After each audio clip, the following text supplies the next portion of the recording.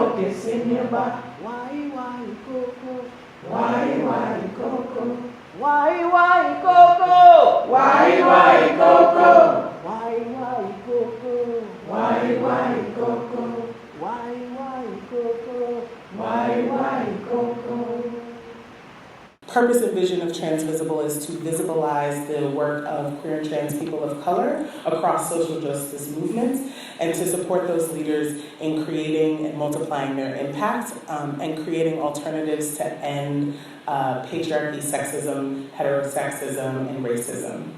I am super happy to be here today with all of you, as well as with our two folks who are going to be joining us in conversation. I am going to allow them to introduce themselves so that you can get to know them from their own voice. Afia, would you start? Hi. Oh, thank you. Greetings, everyone. I'm Afia Walking Tree, born and raised in Kingston, Jamaica. My pronouns are she and we, and I identify as a non-conforming gender as my gender, and I am still on a continuum, really exploring all of the ways that I can be fully myself on this journey. I want people to leave with, while we're here today, and I'm so grateful to be here, to have a voice, to speak with you, to share with you. Really want to name white folks to become more motivated in dismantling white supremacy through reconciliation, anti-racism, and a dedication to really questioning what does it take to shift power in this movement? What does it take to ensure that the movement actually reflects the voices of queer, trans people of color?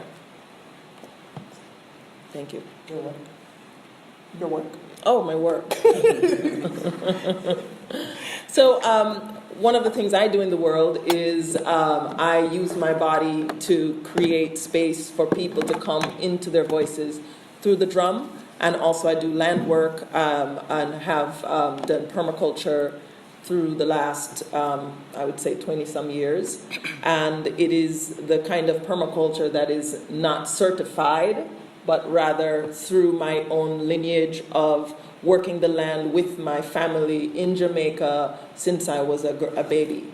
And so the work that I know as indigenous wisdom work from the land-based sort of the lens comes from a lived experience. And I also have a organization called Spirit Drums. And one of the projects that we are actually really excited about the last 3 years is having a drummobile that takes the drum and the medicine of the drum into underserved communities, people of color communities, queer communities, and sharing the gift of the drum, the power and the medicine of the drum, and bringing it into spaces where there are community gardens, creating spaces with the drum as a centerpiece for people coming together and being activated in an integrated way.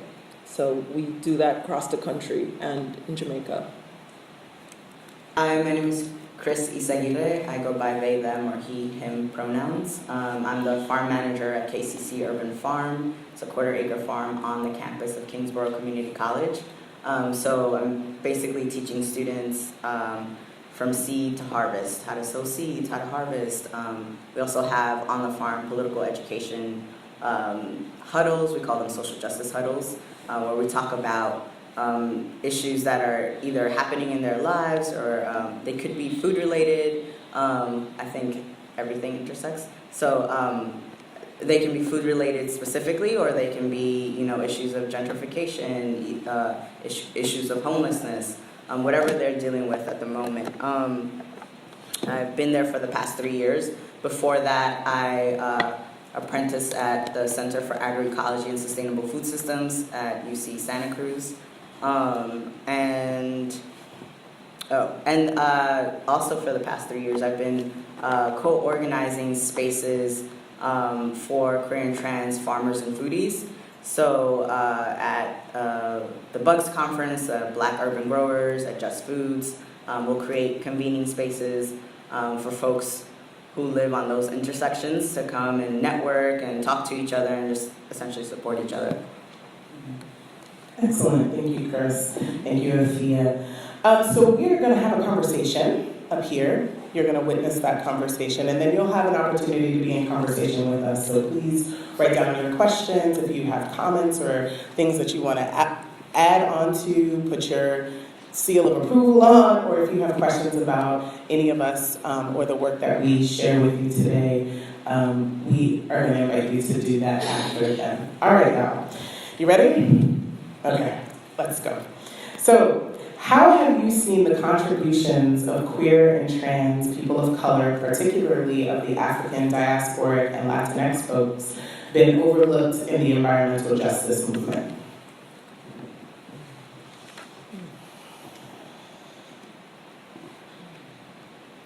Afia, we'll start with you. Okay.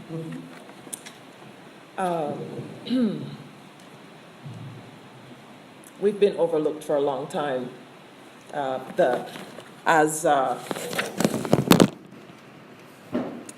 lot of the things that I experience in my work is that as someone who's queer, I'm invisible. My blackness is here. It's in front, but when it comes to my queerness, it's almost like ignored or it's denied. It's not acceptable in even in movement spaces oftentimes. So one of the things is that we're overlooked. We're not on the agenda. And in fact, even in our own communities, I'm speaking specifically in Jamaica as well as in Black communities in California, where I've spent most of my time the last 20-some years. There is a marginalizing the marginalized. So one of the things that happens is we just don't get seen, and therefore there is not a space of belonging. So not that I want to hide, but that just happens automatically because of how the structure is. Also wanting to look at the transatlantic slave trade, I feel as though sets it set the tone for why we're invisible as queer people, because we were the first killed, and our practices of polyamory and matriarchy got shut down before we even got to the plantations. So because of that, we've eaten that, and that's become a way that we sort of live in the world and live in our bodies, and that violence on our bodies have then become the way that we experience violence and the way we create that in our environment. So the environmental movement sort of doesn't see us because we're not meant to be seen, and violence is sort of in the environmental movement, queers in particular of color, and people of color in general are sort of put on this space of violence is not part of the environmental movement, when actually the environmental movement came about because of the violence of the environment and the violence of the people who lived in those environments and the violence of slavery and all. It's a pileup. So that's what I would say about that. Oftentimes too, we have to be quiet and secretive in our communities in order to get stuff done, because the basic needs are not met. So we have to actually hide in the system, do the underground work, and then when it's appropriate, strategically, as we were talking earlier, strategically we go, okay, this is a good time, I can come out and then lock back down so that we have some protection. And I wanted to name some people who we may, later on we may want to look at as people who are actually in the movement, who are holding space for a lot of our voices to be heard, and yet they're actually not even seen. Thank you. Cris, what would you say to this question of how have the contributions of queer and trans folks of color been overlooked in the environmental justice movement? So I think I approached that question thinking about some of my education at CASFAS. So I was taught botany, propagation, by old white guys.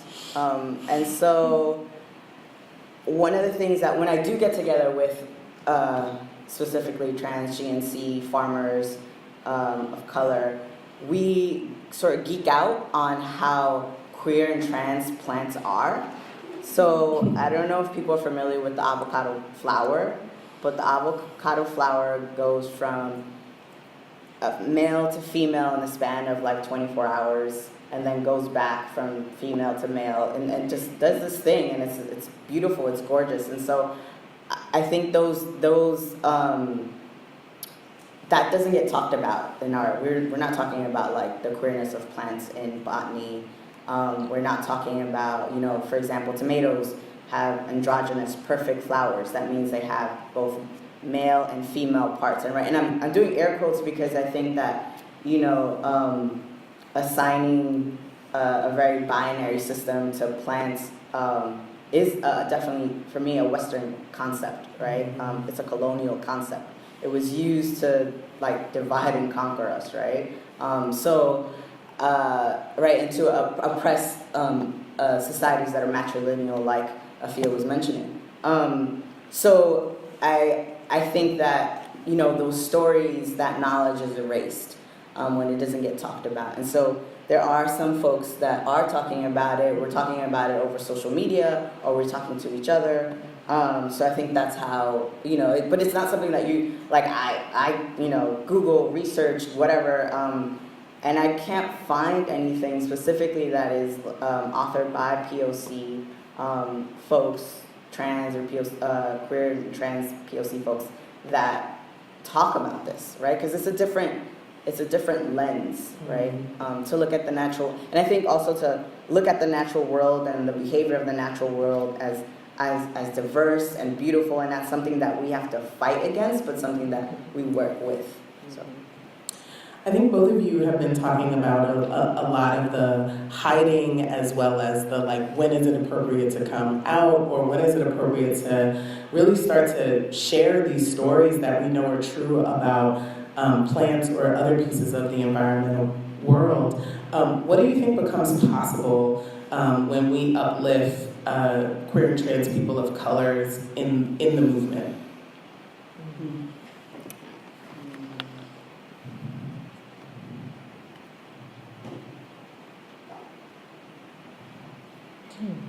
So Cris, one of the things that I just heard you naming was talking about a shift in how folks are educated.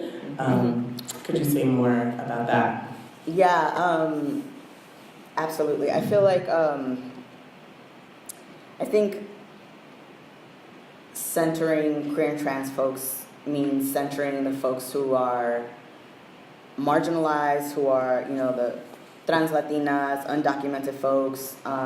It means not only centering our stories, centering our lives, and the things that we need to not only survive but thrive. So things like healthcare, housing, jobs.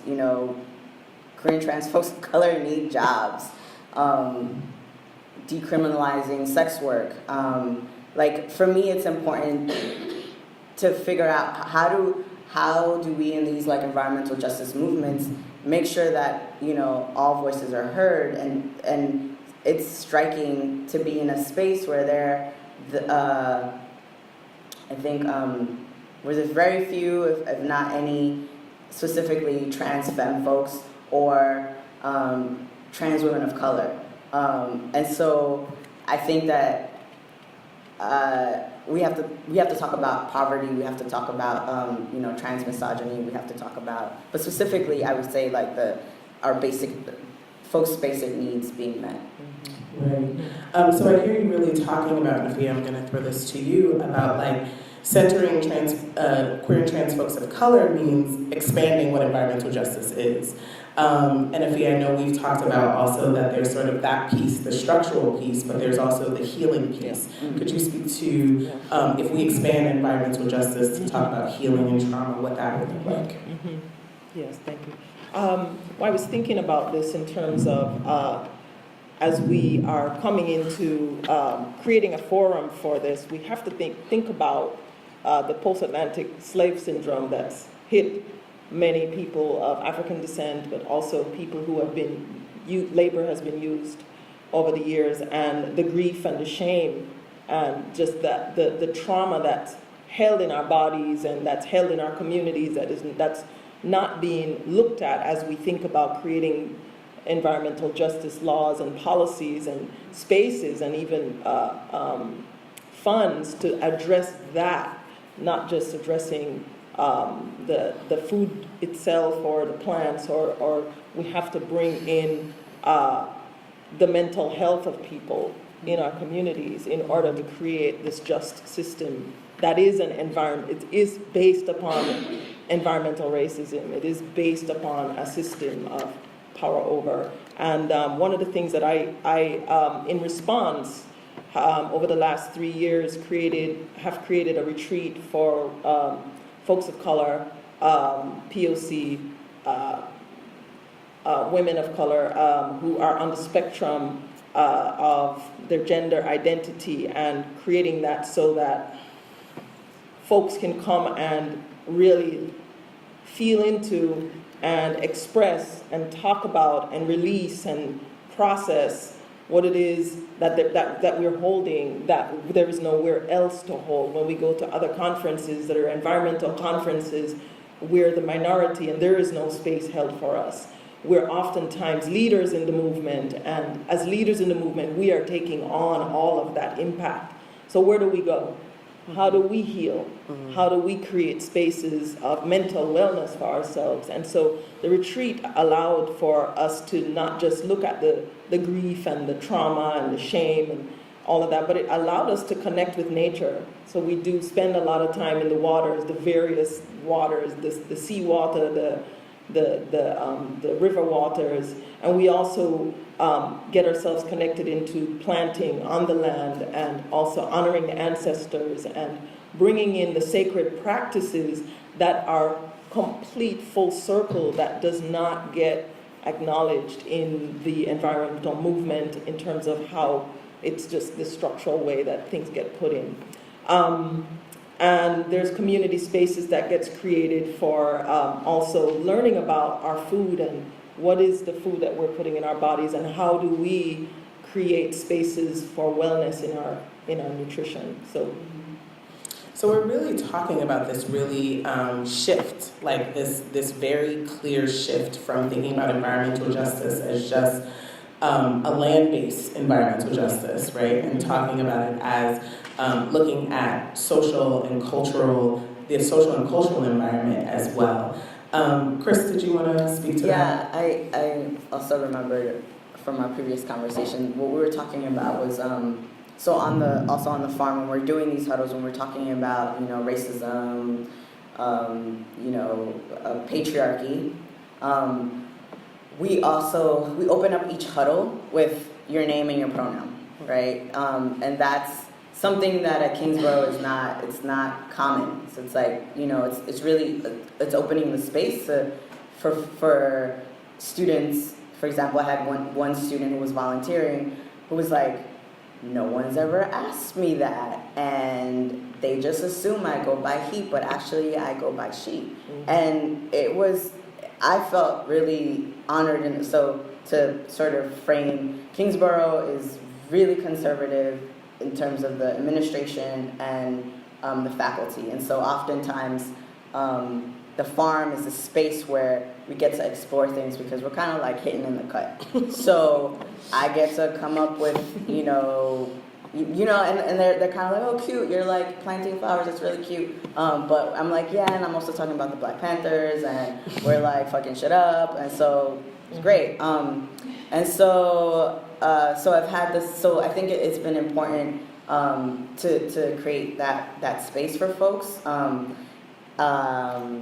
What's the other thing? Oh, right. And then like decolonizing, for example, crop origins. So like people will, ask most people, where do tomatoes come from, or where do potatoes come from? And they'll be like, Italy, Ireland. And we know that's not true. And so they're from South America. And so sharing that with the students, which are usually between like 18 and 22, is really powerful because they're also mostly students of color, mostly Caribbean students. So it's also, a sense of pride of like, right, like my peoples have been farming for thousands of years. This is ancient knowledge that my people have. What I also hear in what both of you are saying is this piece around storytelling. Mm-hmm. So I'd love to dig a little deeper as like a way to center queer and trans folks of color. So can you talk a little bit more about how you both use storytelling in your work and as a means of centering queer and trans people of color? I often say my activism is storytelling, and that the storytelling is about changing the narrative, the narrative of when I work in the school system, for example, with anywhere from K through 12, oftentimes the narrative is we're hopeless, we're undeserving, we're lazy, we're uncaring, and as soon as someone is identified as queer, then we're definitely heretic. So, so I really am fostering this notion, going into school saying, what's going on with that garden out there? It's not being used. Can we go out there in the garden? Let's get out of the classroom and take the children, get the children to become activists in the yard, in the garden, and creating a different way, different perspective for them to not just learn how to garden, but also learn how to communicate and commune with nature, putting their hands in the soil, as well as really empowering them to think for themselves and define who they are. When I notice, someone may be choosing a way that a boy may be seen effeminate, or a girl may seem, tomboyish, I use that as an opportunity to really engage the youth in what their power is in that, rather than cutting them down or trying to return them to some binary that doesn't fit them. So I really open them up to looking at that, and also the conversations around plants and around trees and around that. It's global, the conversations that I have with the youth. And people ask me, well, are you married? Of course, it always comes up, and my identity always comes up, and I have to choose, right? Again, back to this strategic moment of what's gonna happen here, especially if the administration, I have to check to see. But I oftentimes have the children talk about what is important about being queer, what is important about, and these are mostly children of color, what is important for you, why that is important, and getting that to go into the plants and the seeds and how these things come together. So I try to have a real complex, interconnected conversations that encourage them to tell new stories while they're out in the yard, while we're interacting. And also I get them to run and to scream and to express, and the drum is center of that, and the movement, all of it. So that for me is that I'm not separating out the land-based garden food from the expressive arts, separating from the social ideas of what can you take home. I'm also teaching them nutrition on the field, where I bring my blender and I bring fruits and we make fruit salad. If we have whatever we have growing there, and we talk about what's at home, so we get a sense of what's going on at home as well. And I'm queer, so it's a queer conversation. So I don't have to have another agenda out there. It's like, it's coming from my perspective is what is navigating that conversation. So therefore, we're navigating a queer conversation. Cris? I think I do relate it back to the botany. I relate it back to the tomatoes. So it's conversations that I do share with the students. Also, there's a lot of popular education, so the storytelling, making sure that, we have, community agreements. One of them is like, make space, take space. So making sure that people's voices are heard. And so, you know, we might have like students who are really outgoing and want to say a lot. And also, you know, in our school system, usually that kind of behavior is rewarded, right? And so when we get to like sit down in a circle and listen to each other, and maybe use different means. So like maybe that means like one student who's really quiet but really likes to share her kind of food, you know, then she's communicating through that way, right? So yeah. If I missed anything. No. Okay. I was just thinking about something else too, about giving particularly young people, but anyone that I'm working with in the field, to have the opportunity to slowly integrate this new information, because our culture tells us that we're not part of the land. We're not, you know, we originally are the ones that actually brought the agricultural industry to the top of to the economic status that it is right now as Black and brown folks. So this reintroduction to food justice in particular has to be tempered with at the rate at which people are willing to open up. We cannot go in and push an agenda. And so it must be led by even these young people I'm talking about, even the 6-year-old. It has to be them moving the agenda along, them going, when I teach them about non-GMO foods and they go, oh, can I have the package? Can I take it home? Hey, there we go. So that then becomes, right, then they become ambassadors. Just that one little act that I see every piece of it as relevant and important, rather than, oh, that's just not big enough. It's not a big enough impact.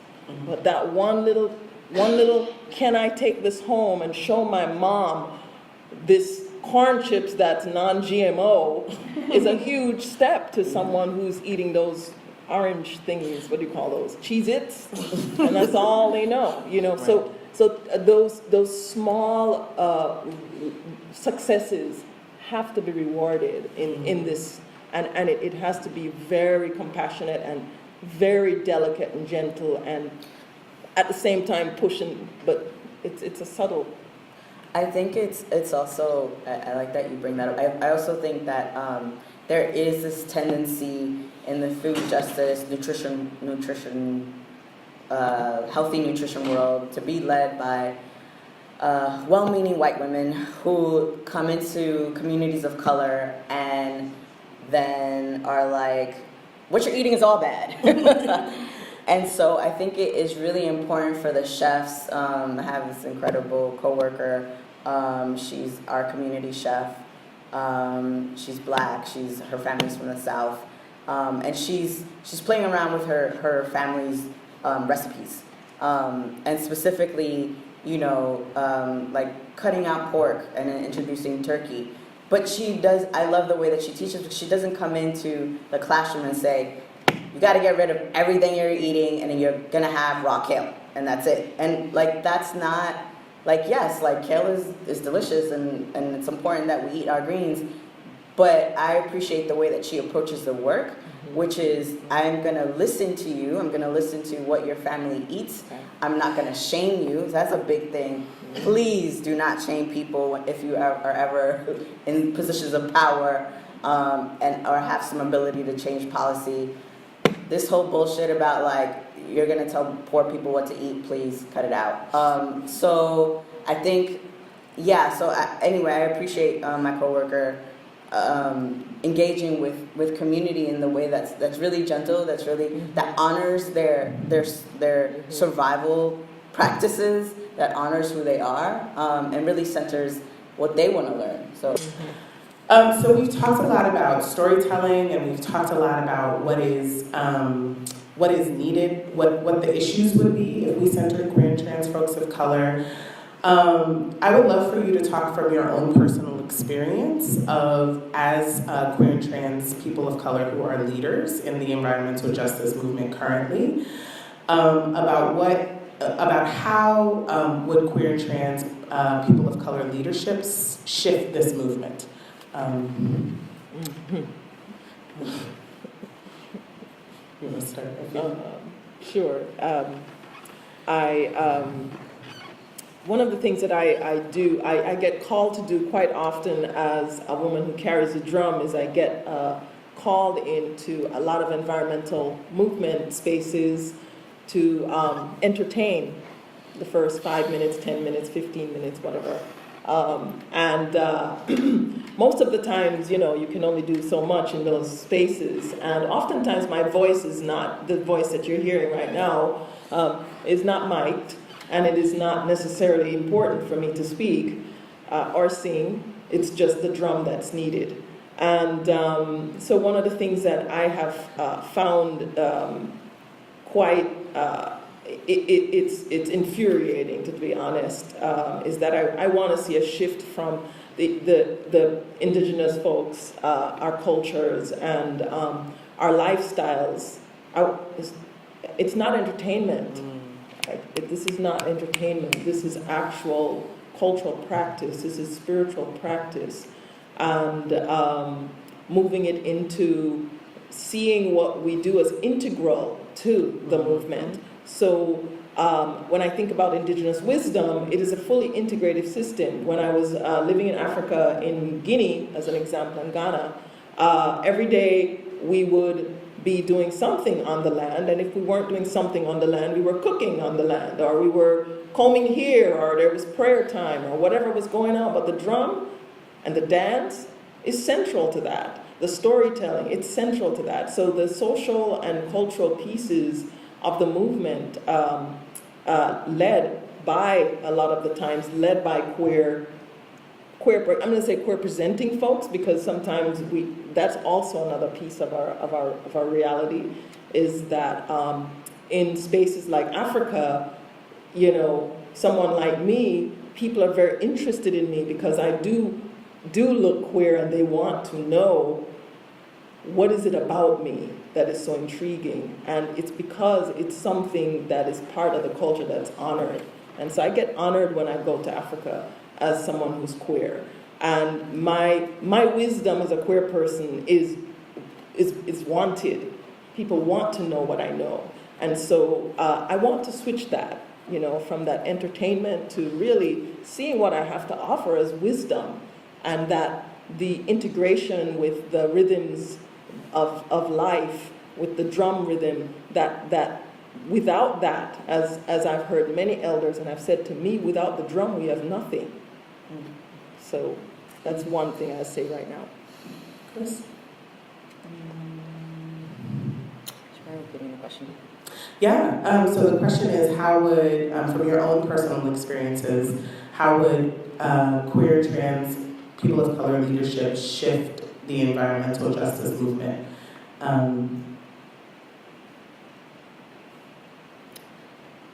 So one of the things that we had talked about earlier was talking about the model of leadership currently being used inside of the environmental justice movement. Right.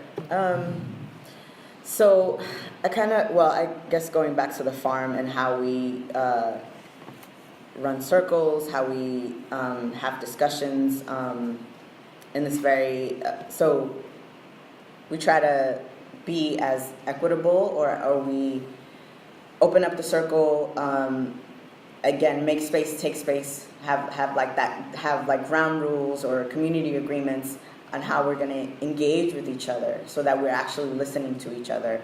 I think that, traditionally, the environmental justice movement is very white, cis, hetero, patriarchal. So I think it would mean having to shift the paradigm, right? So it's not just, yes, I can talk about queer botany, I can talk about these different things, but we would actually have to shift whose voices are more valuable, right? And so, that's going to take a whole lot of work. I mean, there's internal work, right? Like, I know that, as a trans person of color, I have some internalized shit going on, right? So it's like work within our own communities, but also work in the larger community to shift whose voices are valuable, whose lives are valuable, whose bodies are valuable, right? So it would mean also valuing our work, right? So like I was sharing the story when I was in San Francisco. I did some work with Ela para Trans Latinas. You should all look them up. They're amazing, and are doing so much work with a budget that's this big. Like no lie, like yeah. So and some of the folks that I got to meet were literally trans Latinas who had crossed the border, were working in farms, citrus farms. So they were like picking oranges and what have you in Southern California, and it's backbreaking labor, and somehow made it to San Francisco to try to seek health care. And I think one of the things that we were talking about is like, what would it mean for folks who are doing that labor to actually be paid well, that their bodies be honored, that their lives and voices be centered? What would the world look like? So, yeah. I think what we've been talking about the entire time has been this idea of strategic visibility, right? So we know that there are stories of queer and trans folks where their visibleness brings violence, right? So when I get up out of the house every day and I walk out to the street, if somebody doesn't like the way I present or what I wear, or because I use different gender pronouns that they wouldn't like, violence can be coming towards me, right? So that's one type of visibility. And I think what we're talking about today is really strategic visibility. When we think about the purpose of strategic visibility within the environmental justice movement, what are some of the things that we can see happening from that strategic visibility? And so, Cris, one of the things that we had talked about earlier were how do we use things like queer botany to shift normalization? Did you want to speak?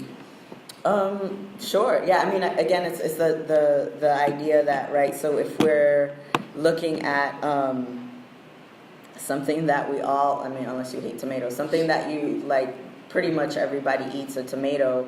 If you look at the plant and you're recognizing that this plant it's androgynous. It's hella queer, hella trans. Like it's beautiful. And so if we're taught, I think at a very early age, that in nature, naturally there's diversity in how these plants are expressing themselves, how they reproduce, along with I have a good friend who talks about queer ecology, just like the diversity of relationships that the natural world has. And so if we from very young are taught these things, then yeah, of course, and later on when we apply that to each other, we're like, oh yeah, like so great, like today you woke up feeling this way, and tomorrow you're gonna wake up and express this other gender. That's cool, like the avocados do that shit all the time. That's cool, and I eat avocados, so cool. So I think that, I think that if those things are normalized, then yeah, it would, I don't know, be wonderful.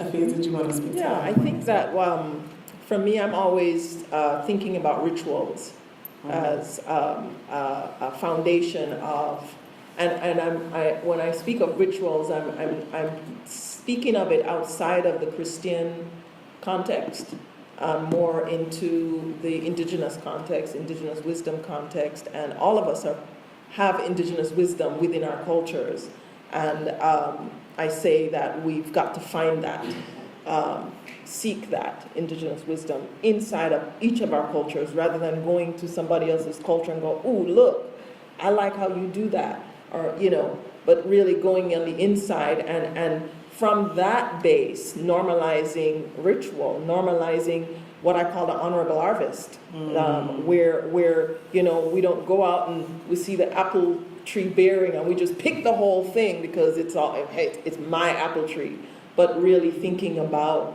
how we share this planet with billions of species, and that we're interconnected and interwoven. So therefore, all of the beings on the planet, so that we're still in a very myopic way that we're looking at fixing, saving the planet. This is what the environmental movement and the laws that are being created, it's sort of sides, it's looking one-sidedly at something that is really a 360, it's a circle, and it's actually not a circle, it's a spiral.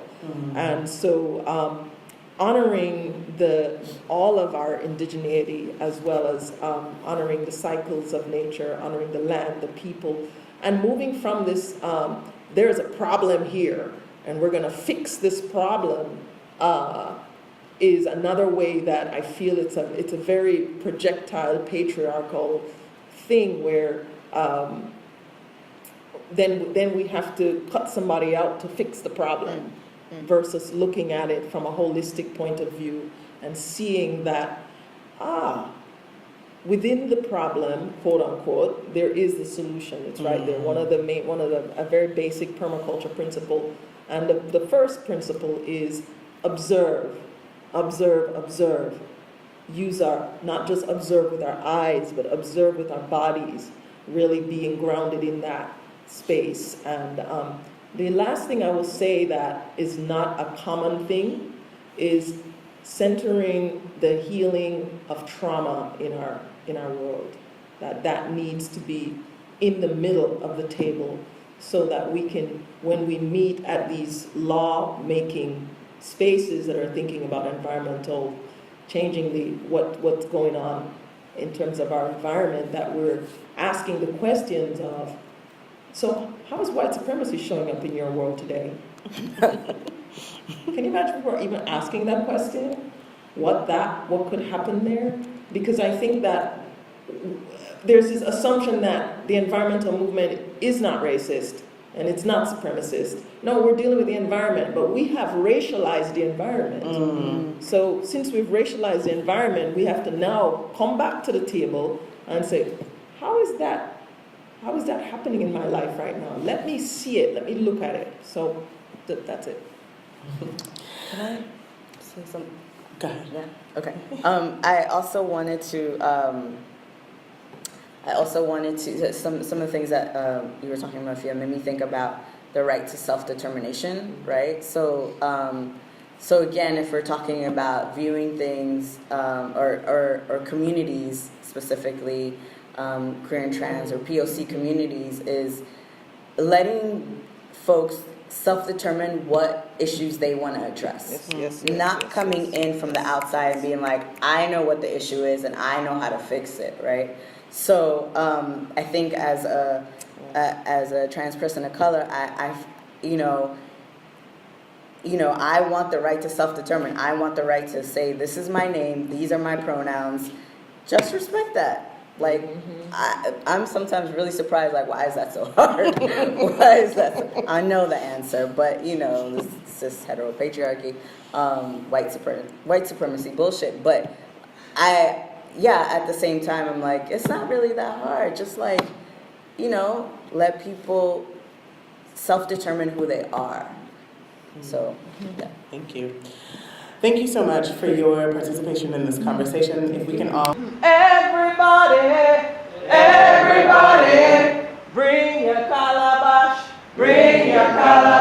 moke sinyamba, moke sinyamba, why coco, why coco, why coco, why coco, why coco, why coco, why coco, why coco.